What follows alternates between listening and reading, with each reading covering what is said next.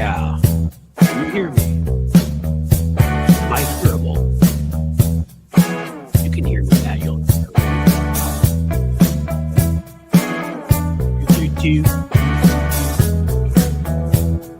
that nice roomy American flag. Oh, we should have done that last time.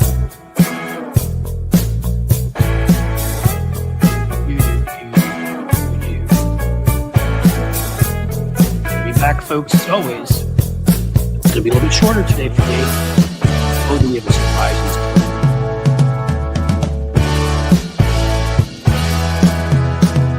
Fun.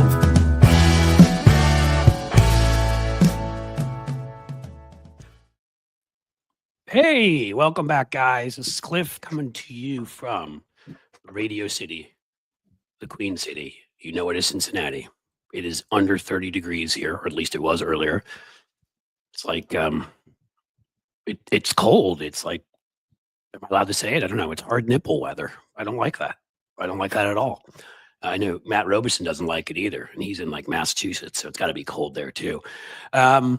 So I am, well, what are we doing here? I told you guys about a little bit of a handoff, a little bit of a baton handoff, if you will, for guys like Matt and I that used to run track back in the old days when we didn't have creaky backs. I have a show kicking off Thursday, being supported, promoted. They're putting money into it. It's crazy. By Substack. I hope you will all subscribe. If you can share that with everybody, Jim, so they'll know where to find me. The Real Deal, like an actual real show. And our first guest is booked, which is Joe Walsh. You may remember him. Not the guy who played for the Eagles. Life's been good to me. Sorry. Great song. I saw Joe Walsh live. And the other one, the rock and roll one. This is the Joe Walsh who was a Tea Party Republican, was conservative. I must have said horrible, bad things about him. And then at some point stopped along the way and said, oh my God, what have I done? Had a pang of conscience when he saw how crazy the rest of his party was getting. He started criticizing Trump, started criticizing, conspiracies, and found that he couldn't be a conservative in good standing and criticize Trump and conspiracies, and was pushed further and further away. Became more of a moderate Republican. He'd been a congressman, took on Trump in the primaries in 2020, but didn't really have a chance. And we've actually become friends with him. We keep saying we're gonna go out and drink some tequila together. He's a good tequila drinking Irishman. I think he may drink me under the table. And sorry if I just use a stereotype, but although part of my family is Ukrainian, so we'll have to see. Here's what's key. For a while, at the very least, that show, its success is going to be huge, and everything I'm doing, Substack is a huge part of what I'm doing. I will be here definitively, rain or shine, not meteor crash or lightning if it hits me, or if there's a raising of the dead and we have walking dead across the earth, maybe not. But otherwise, every Wednesday, like we've done in the past. But for Tuesday, Matt's going to take over here, and I'm still going to guest and come in as a guest. I'm also going to come in and guest host some of the time. So it's not a complete goodbye. You'll have me on Wednesday. If you go and you subscribe to blueamp.co, pretty easy, at Substack, you'll be able to watch the full Thursday Substack one. And as I said, catch me here on Wednesday. And then on Tuesday, sometimes I'll be here. I'll be here hosting here and there. I'll be here as a guest if Matt wants to have me back after the verbal diarrhea I'm unleashing right now. But if he doesn't, I'll sneak in the comments with you, and we can all make fun of Matt together. But otherwise, I think justice delayed is justice denied, and Matt deserves some justice now for being here. I really shouldn't even use that term as a joke right now. But I will, you guys know Matt. I've had him on as a guest 2 to 3 times. He's produced a number of insanely viral videos for the Cliff's Edge YouTube. One may have hit close to 300,000. A number of others over 100,000. Recently hit one that almost hit 200,000. The man is creative. The man is smart. And the man, like me, I just found out, went to high school where current Judge Boasberg was a history teacher from 1987. Yeah, my mom just told me that, sent something to me today, and I looked it up, and he was. I was a freshman at my high school then. He must not have been teaching freshmen, but yeah, that was the one year Judge Boasberg took to find himself teaching at a high school filled with obnoxious rich kids and some that weren't quite as rich like me. There you go. So Matt Robeson, everybody. Hey, first of all, coming to you from North Wokistan, which is an outpost of Greater Trumpistan here in Massachusetts. Really enjoying the view off of Cliff's Edge. We're getting some comments in here that the up angle is kind of allowing us to see into your brain, which is what's going on? It's not great coming view. From over there. No, man. We're getting the you look. Okay, hold on. I changed that, and it changed back. You look kind of. Oh, there you go. Now. Now it's the down angle. All right, you look extra. Sorry, guys. If I need to pick my nose, just let me know. Cliff's Edge. And where do we go? Cliff's Edge, not ending by any stretch of the imagination. Cliff's Edge. No. Cliff, tell me if my interpretation of what you just said is correct. You were essentially about to enter a quantum superposition. You're kind of like Matthew McConaughey in Interstellar. You're going to be floating behind the book stacks here behind me and sending me messages like sand patterns on. I'm your ghost, dude. What to say? Right. You're halfway between ghost and I don't know. You're an ethereal presence. You're going to still show up here. I'm going to hold down kind of mainline hosting duties here, and you're going to continue to do the Cliff's Edge YouTube. You're going to continue to pump out all of the great work on Blue Amp. You're just putting a little bit of focus for now into this Substack show, which I think you're being a little modest. They are super duper hot to trot on you and everything you bring to the table after your 12-hour epic live stream, which shattered all existing records for live streams on Substack. So they took a look at that and they said, yeah, more of that, please. So you're going to do a little work launching that. You're still going to come out from behind the book stacks and like shock and surprise us. Yeah, I want to make sure here. Matt's right. I want to make sure you guys understand exactly what we're saying here, because this is important. First of all, as I said, Cliff's Edge continues. Cliff's Edge is a number of the personal, mostly it's YouTube. It's a few other sites that I mean, like TikTok. I don't do a whole lot there, but okay. The YouTube, one of the reasons I did this, there were two reasons I decided to make this move. One, I missed making these medium-sized videos that I just don't have the energy to make when I do this 3 times a week and then the Substack stuff. And the last 2 of those I've made, there's one with Jasmine Crockett that went over 100,000 views that I really liked. And again, it's not just based on the views. It's based on like people, I thought it was a good video. Another one has gone to about 30,000. Like I'm getting the chance to make some of the videos I miss making. And I haven't been able to do it just because I haven't had the time. But the bigger deal was, and I'm going to make a comparison here, and I'm going to make sure to tell you that please don't think that I'm saying I'm anywhere as talented as this person. But you may remember there was back in the day when Jon Stewart was hosting The Daily Show, and he took a break because he wanted to direct this movie about this incident that happened in Iran, right? And John Oliver came in and filled in. He did pretty well. And for a whole summer it was John Oliver. What I'm doing is saying I can still, so Cliff's Edge YouTube, still here. Cliff's Edge on Wednesdays, still here. And Cliff's Edge on Tuesdays, still here. It's just Matt is going to step in as the main host. I will still jump in. It may end up being once a month. It may end up being something like that I will host it still. I will come on as a guest if Matt will have me for periods of time like this for 15, 20 minutes and do that kind of thing. Somebody comparing the Cory Booker. Yeah, Cory Booker stole that idea of the 24-hour filibuster from my 12-hour live stream. I will tell you, I understand what Booker did there, where he purposely didn't drink a lot before, because I did the same thing. I only had to get up I think I got up for only 2 bathroom breaks that entire 12 hours. So he's still better than I am because he made it longer. But it was an idea I had. I thought it would get attention. I didn't think it would get so much attention. I'd have at this point nearly 600,000 subscribers there, a lot more paid subscribers coming in because David Schuster has joined and he's brilliant and funny and adds videos to the paid stuff. New York Times PitchBot has joined and he's brilliant and funny, and we're adding more people. In other words, Substack literally it just, sometimes when things click and something goes big, and then a group of an organization that isn't run by robots but has actual humans, because they don't have an algorithm, they're like, wow, you just broke the record. You just did this 12-hour live stream. You had Bill Corbett from Mystery Science Theater on. You convinced Phil Collin of Def Leppard to play some bars from Pour Some Sugar on Me. That actually did happen. You had a group of people from Hal Sparks, Stephanie Miller to Brian Karam. I mean, we just put together, it was just amazing. Everybody said yes. It just, sometimes in life, everything works out. Not most of the time.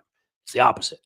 And I'll just say, and then you combine that with the YouTube demonetizing and, for me saying certain things, whereas Substack is literally putting money behind me to promote my show, to create art for it, we're getting 55 to 60%, 58% average open rates on these newsletters are sending out. So we're getting 400, 500,000 people reading them and seeing these videos. Those are like MSNBC numbers, from over there. So I can't say no to that, as I'm sure you all understand. And so that is my Thursday. It'll be there instead of here. Joe Walsh and David Schuster is going to join me on Thursday as a co-host. He'll do that some days. Please, again, I bet Jim already did it, but I will anyhow. It is just blueamp.co. Do that, go subscribe. You will be able to watch the live stream with Joe tomorrow. So you'll still be able to watch a live stream with me on Thursday, just at Substack. You'll still have one with me here on Wednesday. That will be here, same bat time, same bat channel. And on Tuesday, Matt is going to be taking over and rocking your world and showing you how brilliant and funny and interesting he is while having great guests on. And then I'll be here and there. I'll be jumping in. We haven't figured out how often to host and to to be a guest or whatever. I see what you're saying, Tina, about Substack. I'm going to see what I don't know exactly what I can do about that. I'm going to say that you can't chat on Substack unless you're a paid subscriber.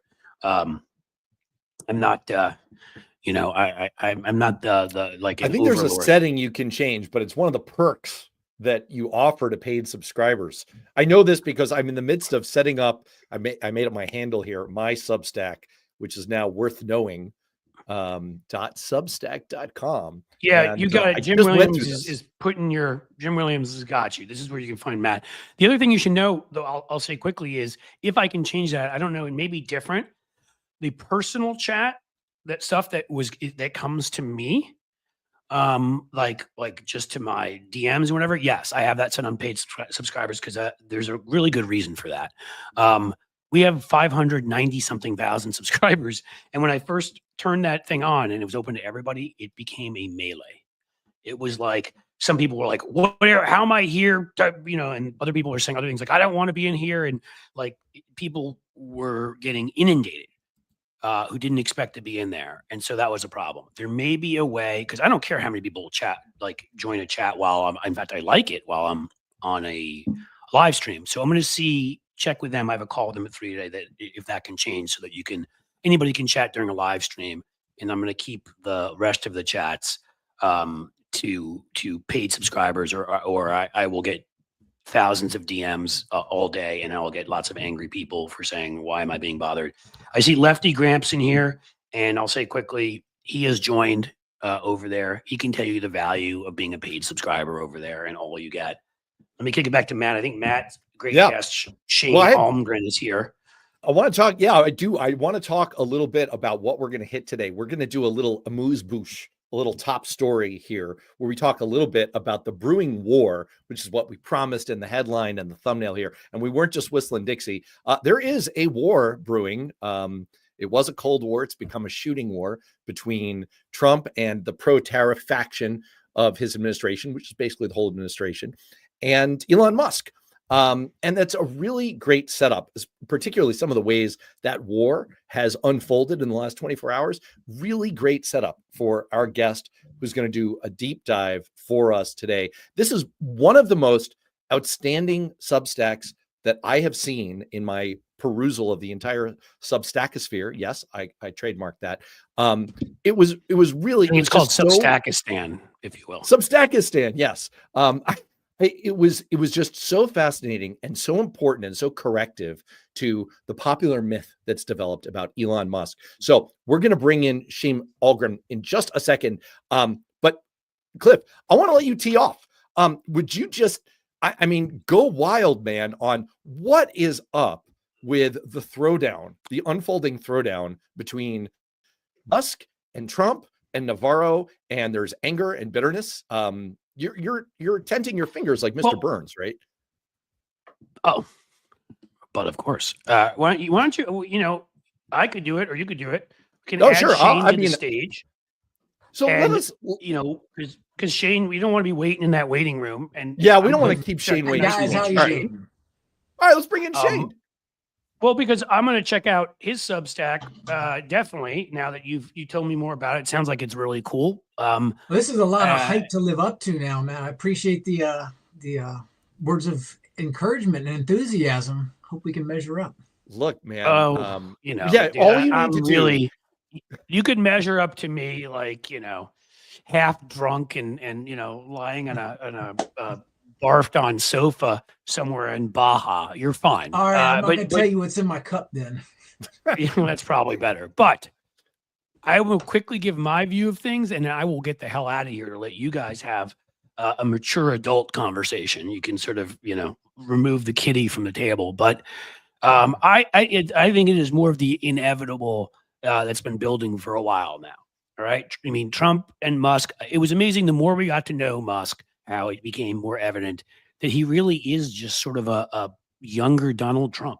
He lies just as much about when he's going to pay people. He's convinced people just as much in his case, genius technology guy versus genius real estate guy. And it's all fluff and crap and stuff that our media, of course, corporate media wrote down eagerly to sell newspapers and whatever.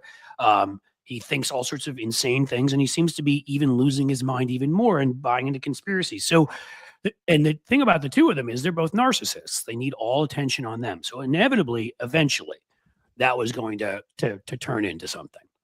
And the other thing is Elon, unelected, unappointed. It's not a real committee, Doge. It's made up. The Senate didn't create it. You know, was pushing his way into Trump world. And again, Trump world is made up of narcissists like Peter Navarro, who think that they're the sun rising in the morning. And so Musk is already he got into an out and out battle with Steve Bannon, who said he was going to destroy Musk. And I think Musk had choice words back. And I'm not saying choice words because I don't want to say them. I wish I remembered them. I'd say every curse to you I could remember. But the same thing has happened, you know, with Musk and a couple people in Trump world. And Musk, the final thing I'll say is Musk doesn't seem to know a lot. Certainly cutting government agencies, when you cut the people watching Ebola, nukes, planes that they don't crash, you know, the little things. You've shown yourself to be a what are the words? Complete fucking moron. Those are the words I was looking for. But it seems on tariffs, he actually has a clue. And Trump doesn't, because there are a lot of Republicans who are like, dude, what are you doing? And I find that very interesting because Elon Musk is kind of one of the oligarchs who could buy everything up on the cheap if everything crashed. I figured Elon would be for it. So the fact that Elon, I think it's that Tesla's getting killed is what it is. And Tesla was already getting killed. And let's always all remember that somewhere in the 120 to 140 range, if you need a goal in life, is where a margin call, because he used so much Tesla stock to buy Twitter, or X, if you want to call it that. Because of that, there's a margin call in his future if it falls to that level. And now I think he's scared out of his mind. So that's the only reason I can think of, because Tesla was what he built himself on, and has hoisted himself on his own petard, or his own Peter Navarro. So that's all I have to say. I it's going to get worse, and they're both, you know, all these people have antisocial personality disorder. They're like a collection of the most awful people you've ever met. They're like basically one of those El Salvadorian prisons that we send our innocent people to. So it's only going to get worse. And I can't wait to see it get worse. And now I've gone 1 minute beyond my allotted time today. And so I'm going to shut up, and I'm going to go find Shane and follow him and subscribe to him on Substack. And I'm going to say to you guys, It's been a pleasure. I will be back tomorrow on Wednesday for the full 9 yards here, and I'll be at Substack doing the show on Thursday. And I will sign off as I always do. As the sun sets slowly in the west, I bid you a fond farewell, my friends. All right.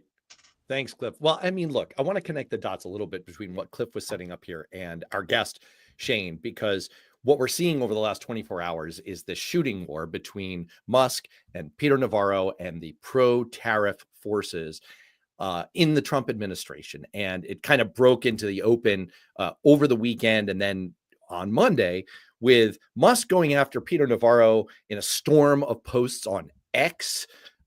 He called Navarro a moron. He called him other things that I'm not going to repeat here because they get into some salty language. And he essentially seems to be a meltdown over not just trade, but sort of the value of his own company. And I think that leads Shane right into where you landed in your absolutely outstanding deep dive piece, which is the myth that Elon Musk has built up and the ability for him to follow kind of this pathway to where he's at that's been built on. It's sort of like a Ponzi scheme of one kind of undeserved success falling upwards into the next and kind of leveraging it into a bit of money that he could then put into someone else's ideas, someone else's creativity, and take credit for. It has a shocking parallel to the success story of Donald Trump. And you laid it all out in this very well-researched, very compelling way. So let me just, first of all, welcome to the show. And second of all, would you just, maybe you could start us all with where you start in the article, which is, how would you describe sort of what's the popular image? What's the bio, the story that Elon Musk likes to portray about himself? Sure. I'll tell that very brief story. And then I love what you said, this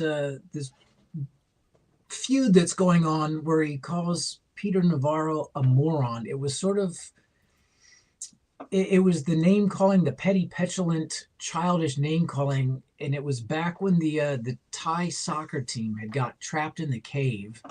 And I don't know if this was the thing that switched me from the Elon fanboy that believed in the story I'm about to tell, that just had me going, wait. Why is a guy that I thought was this person, why is he stooping down to this level? And I'll come back to that. But the story that we all heard, that I grew up hearing, was he was from a working class family in South Africa and had aspirations to go study abroad, and had received a bunch of offers from Ivy League schools because he had sold a piece of computer software that he built when he was 12. Ended up double majoring, I think, at Penn, and had got a PhD from Stanford, and started, it was actually in my research for this that I learned about Zip2. I didn't know about that one initially. I thought the first thing that he had started was PayPal.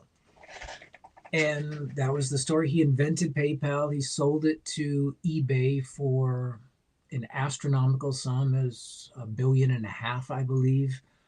And he took that money and he founded Tesla, and then he founded SpaceX. And as those companies sort of took off and people got more and more aware of who he is, I vaguely knew his name, but I really honed in and started following him when he wrote the white paper on the Hyperloop. And I was like, what? Like those, the bank canisters, those things, but like moving people and vacuum sealed, magnetic pulled. I was like, this dude is next level. And I remember seriously thinking Tony Stark. And you know what it reminded me of when I started reading your piece for fans of the movie Glass Onion.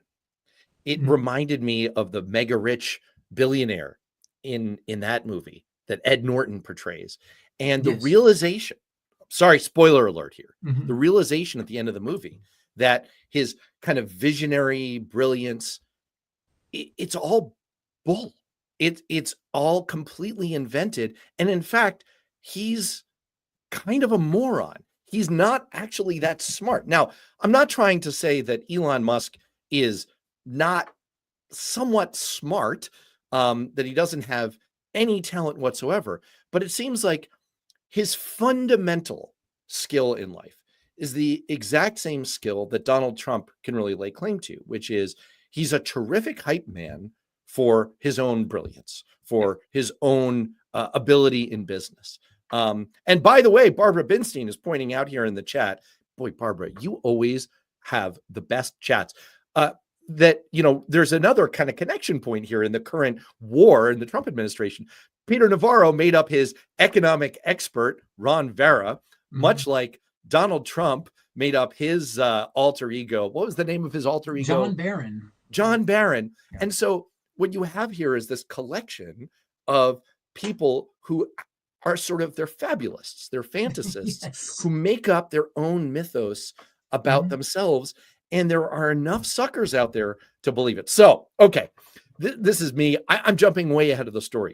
Tell me, you ran down the truth on this initial company, on PayPal, on Tesla, on SpaceX, on the Hyperloop, on the Boring Company. Yeah. The Boring Company. Yes. What stood out to you the most? What surprised you the most? That was the biggest divergence between the myth of Elon Musk and the reality that you uncovered with an investigative journalist's mind and a little bit of Google access?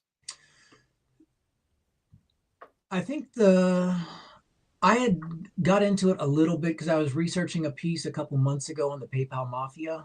And so I had to find out who Peter Thiel was and these other guys that were the big heavy hitters in Silicon Valley. And finding out, that's when I first learned about the merger, because he had started out, Elon's, he had the X.com before, not the Twitter X, but the original payment company was X.com. And it was peer-to-peer banking. And Peter Thiel across town had it was his fiercest competitor, I guess, had a company called Confinity. And Confinity had a peer-to-peer, if you had a Palm Pilot, you could, the infrared sensors, you could transfer money, and that transfer protocol was called PayPal. And they decided to merge the two companies together. And after the companies merged, they decided they were going to focus in on Thiel's PayPal, the payment thing, as opposed to Elon's X.com banking. And as they decided they were going to go in Thiel's direction, they realized that what Elon, his coding was rudimentary, I guess. It's been described as utilitarian. And he had built it on a Windows server, and it was too bulky and too heavy to handle the scaling that needed to be done. And the Confinity guys, the software engineers, were like, really, we need to rewrite the code on Unix. And Elon was pushing back, and he was adamant that no, guys, we can do it my way. And they were saying, no, it's just not really feasible. They had appointed him CEO over PayPal, and I guess he was off vacationing on his honeymoon, and the board just decided to replace him. It was kind of a coup or a mutiny, whatever you want to call it. They replaced Musk with Elon, and he had put into his separation agreement, which I think I actually found the legal document and linked it in the article that you read, that legally he had to be referred to as a founder of PayPal, which he wasn't. He was a founder of X, and then the merger became PayPal, but they went in the direction of PayPal. But just that his code, the invention itself wasn't really his. The code was deemed sort of inferior and needed to be reworked. The management, the board decided the company was just being mismanaged. So the technology brilliance wasn't really there. The managerial acumen wasn't really there. And then the legal fallout from it, trying to get a clause in that basically necessitated him being referred to as a founder. It's like, this guy is just, I mean, it's character flaws, it's business flaws, it's coding flaws. There were just, it reminded me a lot of Trump, like you said. So that was one of the big ones. It's like, wow, that's not at all what I thought. I mean, I'll just say to the comment from, I'm going to mispronounce this, Dark Should Boo. First of all, I'm here for the dad jokes. Well done. Second of all, I agree. This has all the trademarks of a Ponzi scheme, right? It's, sort of, and that's really the way it sounds like the PayPal story unfolds. And I really appreciated that about your article, is that, there's so much on the internet these days that you're not sure how much is sort of a confabulation of BS and fever dream and, a little bit of proof points that's sprinkled over the top. You really brought the receipts, and you made it very clear that this was the result of some serious work and synthesis of material that's out there that anyone can access. Sure. And, you really leaned on very reputable reporting, which I appreciated. And so, in essence, this is a Ponzi scheme. What happened, the story of PayPal is he didn't contribute technology. He didn't contribute business acumen. He didn't really even contribute much in the way of managing and shepherding the company towards success. He contributed some seed capital, and he got an important thing out of it, a story that he could tell that was sort of ironclad in the legal separation agreement. And he got some more money, which he was then able to spin on to his next venture.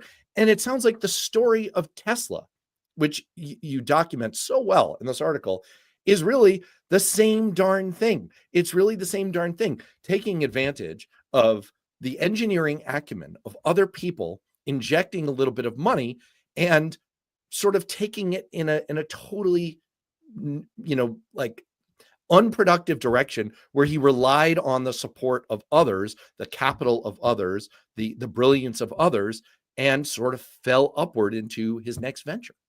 Yeah, and your listeners might find it as interesting as I did before we get into Tesla. Was the company, the Zip2, before the PayPal, because that was the thing. One, he didn't go to Stanford and get a PhD. He enrolled in their PhD studies and dropped out after 2 days to go start this company with his younger brother and a friend. Right. It's like when Ryan Zinke, the Secretary of the Interior in the first Trump administration, claimed he was a geologist, and he had taken a course once, and I don't think he completed it. I found a rock and I looked up what it was. I'm a geologist now. So the story of Zip2 was when Elon was doing a college internship, a salesman had come into his employer's office to sell. They were selling a advertising space, but it wasn't just in the yellow pages. The internet was just becoming a thing, and they were also selling the equivalent. It was like the online equivalent, precursor to, I don't know, Yelp or something like that. Well, Elon heard the sales pitch and he goes, yeah, that sounds like a good idea.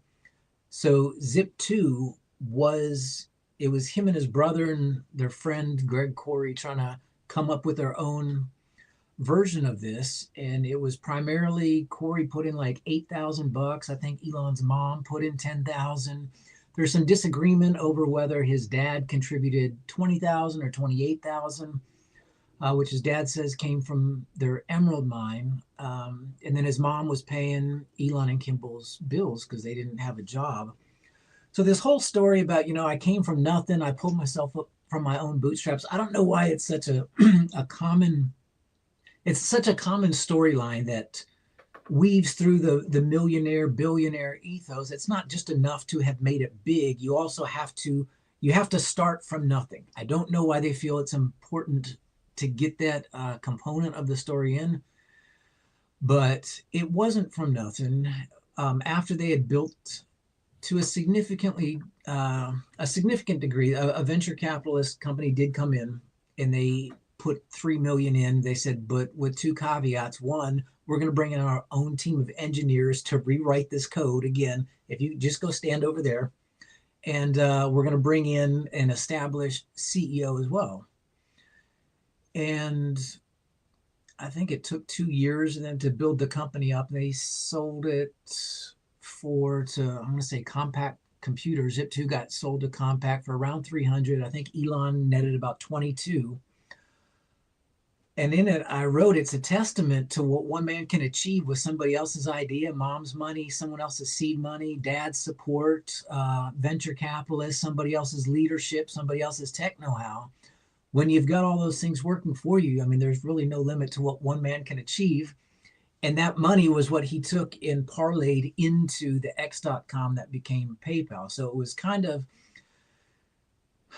the PayPal saga taught him the value of ownership, because that was that clause that he had, and he was the majority owner. I think it was almost 12% in the company. That's why when they sold to eBay, he had retained, I don't know, it was 120, 130, maybe it was an astronomical amount.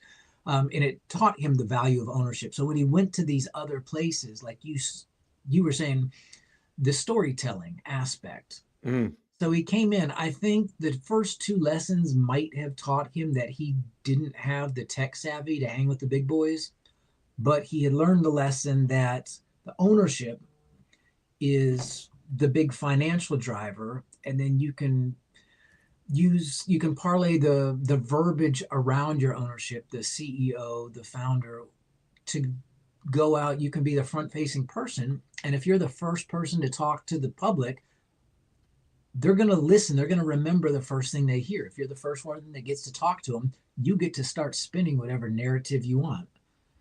It is really quite incredible. And it does, again, I'm sure this is obvious to most people, because, you can tell just from the comments here that, this is a group that's very engaged and knows what time it is, right? People know their facts, but it really does bring to mind one of the most fascinating things that emerged in Trump's initial run for the White House. It wasn't his 6 bankruptcies. I mean, that's remarkable in itself. It was the fact that he had inherited $413 million from his father.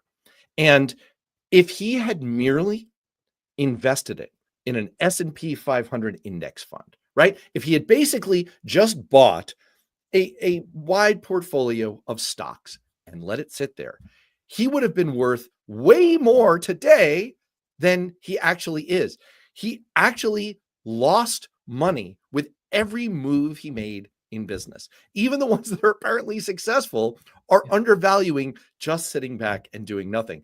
It's yes, once again, from Dark Shudbu, I apologize. It is remarkable. And yet there's such a power of this kind of, I don't know, confirmation bias, a reinforcing cycle of, you're great. You achieved this. You begin to believe your own story at a certain point. When do you think it should have become obvious that this is someone with no particular technical or business acumen? Was it Hyperloop? Was it something else? Was there a moment in this narrative that you think just should have stood out as, this guy's pitching a stupid idea. I wonder if he's actually worth much? The Hyperloop thing should have set off bells for people who were familiar with it, and for those. Oh yeah, remind us what it is. Remind us this Hyperloop. So the Hyperloop, it was a high-speed transportation system that was supposed to travel at supersonic speed. So basically, think of a vacuum tube. When you go up to a drive-through bank teller and you shoot off that little thing to the teller, and it like zips up through the clear pipe. Right, like Alaska Senator Ted Stevens pictures the internet working. Exactly. Yeah. There you go. So picture one of those, but large enough for 24 people to sit inside of it, traveling at speeds anywhere from 700 to 1,200 miles an hour. And the initial goal was to build one from LA to San Francisco to cut that distance to like a 30-minute travel time. And so it was going to be vacuum sealed. There was going to be magnets there was an air cushion and magnets were involved. And people went, this is the most genius thing. Like electric cars, that was already a thing. He just made a slightly better electric car. SpaceX at the time, because they didn't do the reusable rocket, I don't think happened until 2015. So at the time, all he had done was a private version of NASA, which wasn't really even a new invention. This was like this was a next level science fiction kind of, Minority Report, Steven Spielberg. This is out there. This is movie production kind of stuff. And nobody knew that this idea had been around since like the turn of the 19th century. Like the earliest known version came out in 1810. Yeah, this is like some Jules Verne stuff. Yes, 20,000 Leagues Under the Sea, Around the World in 80 Days. It was such that in the article, I found an old drawing from, I think it was 1823 in a British satirical magazine, because the first person that had proposed this, guys came out of the woodwork to start throwing money at it. And it was just over the years, it became a money pit. And so Elon Musk is essentially saying, I'm the first one who came up with the Ministry of Silly Walks, and it's my idea, and it's brilliant, and it's going to get people places faster. I get it. So yeah, he came up with an idea. They tried to build it. The closest they got, they had built it was under the SpaceX umbrella. So they were able to build like a 1.25 mile track on the SpaceX land. The fastest they could get this thing to go was like 107 miles an hour. So they were at about 15% of what he had promised. And the engineers that he had hired were like, we had no idea what all problems, we didn't know what we didn't know. Like once you get out and you start trying to calculate what all is involved, the way they were talking about it, Elon hadn't been involved in any of this. He was he was the checkbook. He would, who can we bring in that has expertise that seems relevant for what we've got to attempt to do? And nobody's got experience in, pneumatic people-sized banking tubes. And as they're trying to figure this out, they're like, yeah, humanity is not there yet. The things that we have to learn and teach ourselves before we're even equipped to go tackle something like this, we can't do it. And so it was apparent that he didn't think of this, and then he just became there were 100 people before him that went and threw money at this technology. The concept existed and no one's figured out how to make it work. It's kind of like, he might as well have claimed he invented the perpetual motion device. Yeah, it's a great idea. It reminds me of that Far Side cartoon where two scientists are staring at a blackboard. There's a lot of complicated formulas up there, and in the middle of it, all the arrows, it just says, then a miracle occurred. And it's like, I see you have a little gap in your analysis there, doctor. We're about to get to a section of the conversation that I think if we were in a courtroom or like a nice courtroom drama in a movie, the judge would say, objection, calls for speculation.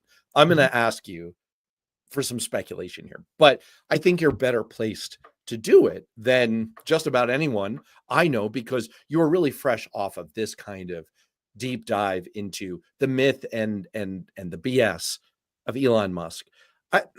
First of all, and I do want to loop back ultimately in a much more effective way than the hyperloop. Loop. Yeah, just a regular loop. I do want to loop back to kind of the story of the last 24 hours and this meltdown between Musk and Trump and Navarro and what sort of the subtext there, because you also weighed into it a little bit in your most recent post on your Substack. But I was speculating a little bit about what Musk's ultimate end game is here in an article. And this is, yes, I'm self-promoting. I am self-promoting here. My most recent article for Newsweek last week was about the end game for Trump and his administration and the MAGA movement. And my diagnosis, and I'll put it right in the chat here, my diagnosis is that there are really three. There are three end games, three schemes at work simultaneously. And when it came to Musk, my speculation was that the whole Curtis Yarvin dark enlightenment movement and the role of the tech elite to accelerate the collapse of the current system of American democracy. And it all sounds like, again, I was referring before to one of these internet fever dreams that sounds like a conspiracy theory. And, it sounds too far-fetched to be real, except, again, like you, I tried very, very hard to bring my receipts and to show meticulous sourcing to the Financial Times, New York Times, Time Magazine, Newsweek, all of the reputable sources that I could find. It seems like Elon Musk has a genuine affinity for this whole dark enlightenment movement. He has a genuine belief that he really does want to melt the system down faster because it's time for a tech-infused elite to take over and to put a new system in place with him and the PayPal mafia at the top. Yeah. And yes, Barbara, it's like a concept of a plan. And it's hazy, it's weird, but it seems like to him and people like him, it could be very real. It could be an actual driver. So here's where I call for speculation on your point. What do you think drives him? What do you think he's about, especially when it comes to this role he's taken in the Trump administration? Well, I think it's multifaceted, and I think you just uncovered a big piece of it. I think the political ideology of the PayPal mafia, the Silicon Valley guys that follow Curtis Yarvin, the dark enlightenment, the tech bro, corporate fascistic, whatever you want to call it, that certainly seems to be guiding it. Especially, I don't know how much Yarvin that you've read, but he had, to part as of his much as my stomach could take. It's going from the ambiguous, the nebulous sort of theorizing, what if, what does it look like, to the practical, how do we implement? He had this, it was called RAGE, R-A-G-E, is an acronym that stood for Retire All Government Employees. And you go, this is one of the first steps that we've got to do. If we're going to come in and offer private solutions to everything, we've got to break as much as we can. And you do that by getting all the gatekeepers, who are the civil servants, the experts in their field. We got to get them out of the way. And what is Doge doing? He's going in there. He's doing the same thing he did to Twitter. He came in just firing anybody. And then, it's ready, fire, aim. Oh, we needed nuclear experts. Let's bring them back. At Twitter, he's like, oh, you need people who know how to code the algorithm. Let's see if we can get them to come back. And there's a little, he's following Curtis Yarvin's blueprints a little close for me to think it's accidental. So I do think there's some ideology there.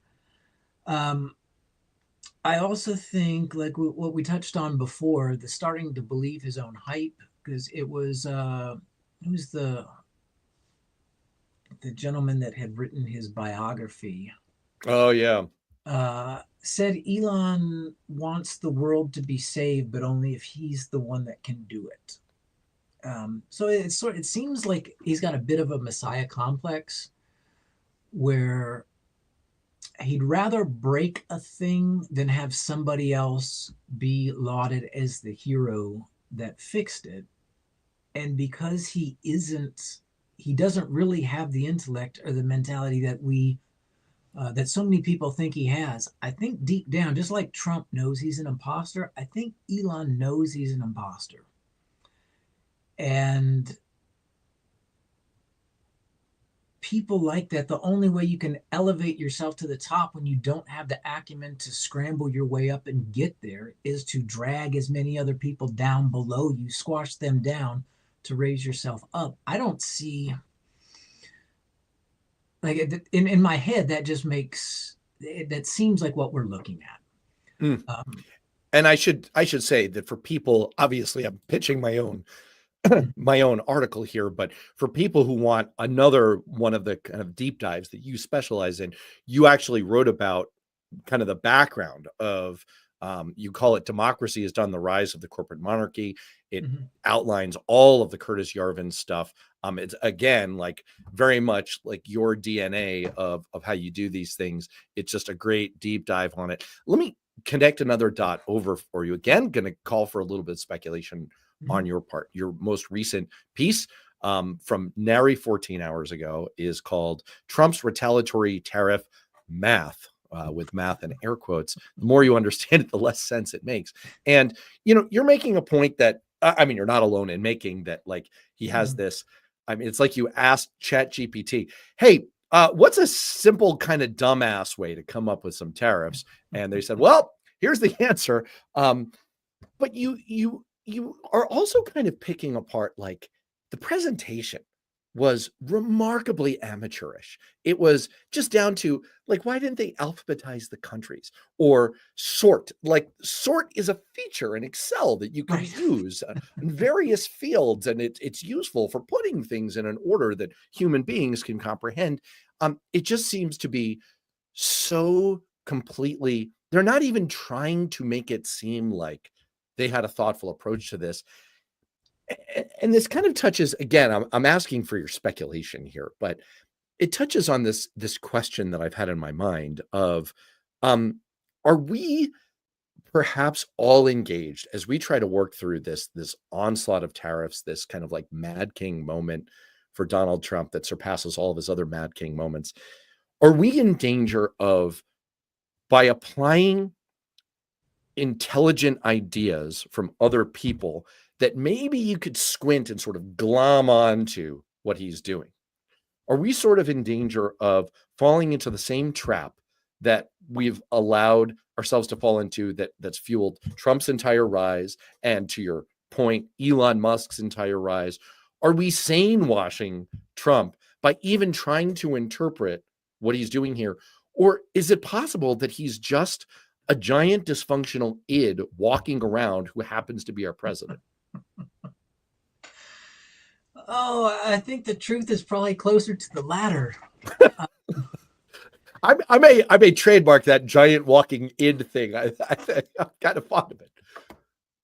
I mean, it's a fact of human nature that we all do projection, and you know, they say when the Trump administration is talking, it's every accusation is an admission. They're just telling us what they did or what they're planning to do. As humans, as a species, I think we do that. And I think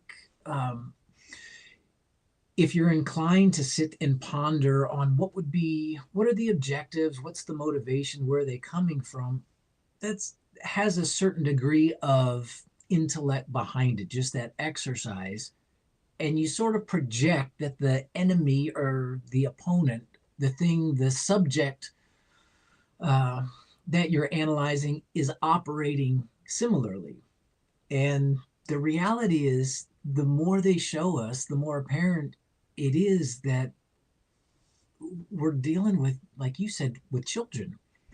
It is the analogy I made before, like I for the people who've raised kids, you could probably remember sending your 5-year-old to go clean their room, and you come in there and say, is it done? And they say, yeah, and there's nothing on the bed, but there's a pile underneath the rug in the middle of the thing that's like 2.5 feet high. And you're like, did you think that was going to fool me?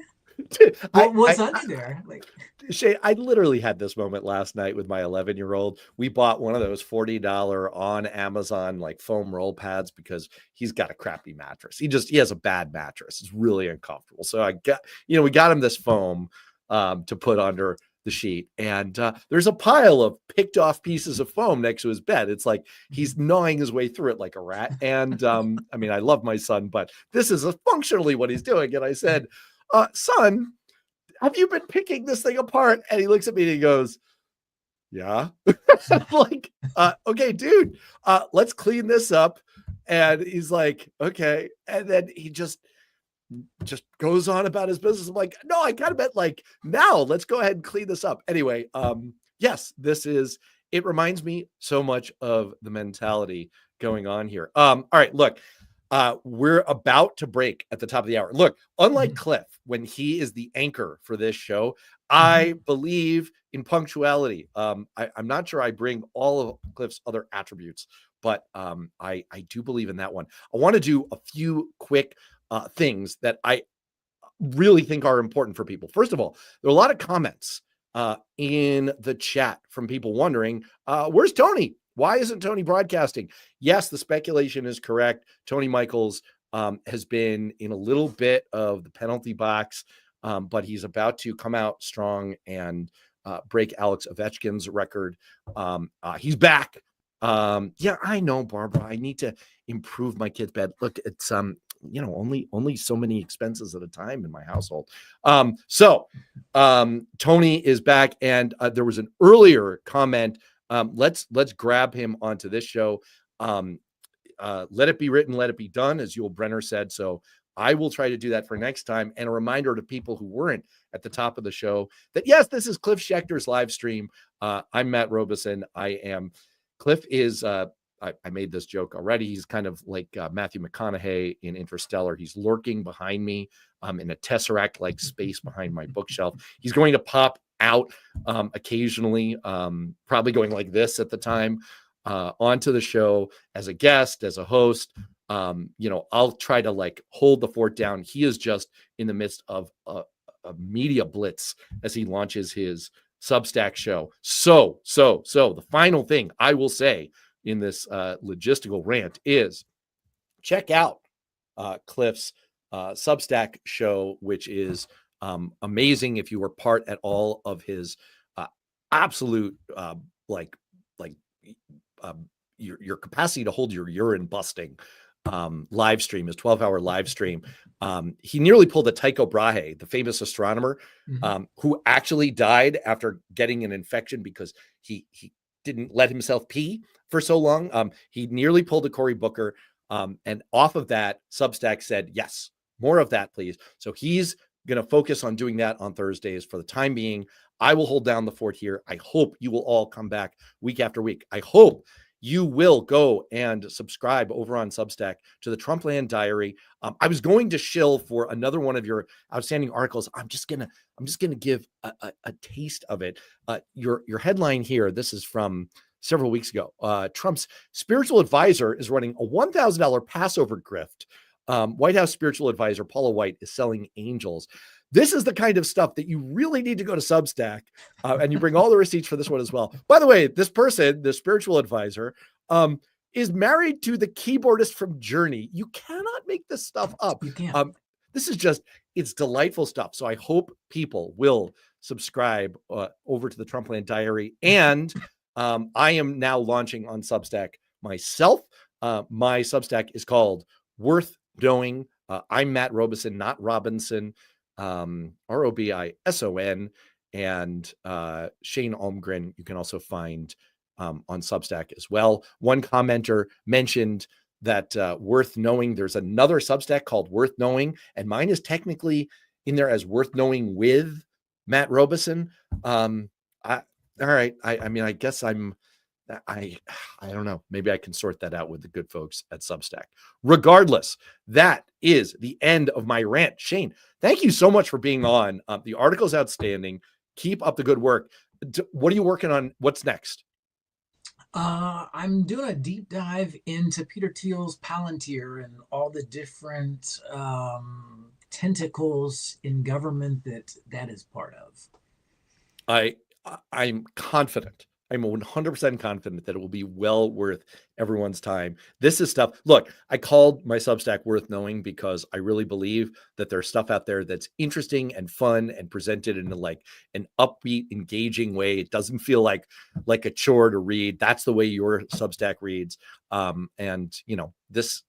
It's just one of these topics that is worth knowing about. So we will sign off here. Thanks so much to Shane. Thanks so much to Cliff. I will hopefully see all of you back here next week at this time. Take care. Thanks a lot.